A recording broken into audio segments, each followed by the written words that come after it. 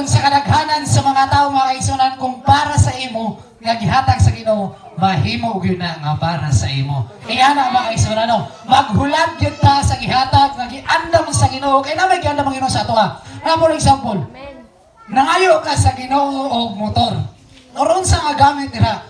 Karon dayon gihatag ni mo tungod kay sige makapamugos. Pero ang Ginoo nag-andam gyud dapat sa daan adlaw ay hatag sa imo. Kanang perfect gyud ba? Pero makaisunan tungod sa imong tungod sa imong pagkadali-dalion, hatag sa imong ana na dayon. Tungod sa imong kawili sa imong motor, tungod kay first time nimo nakamotor.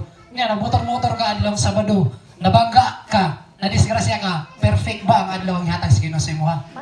Dili. So wala mga kaisunan, ang panalangin nga imong gipangayo mga kaisunan, ihatag na sa Ginoo. Dili pa karon pero naay adlaw nga perfect nga ihatag sa imo ha.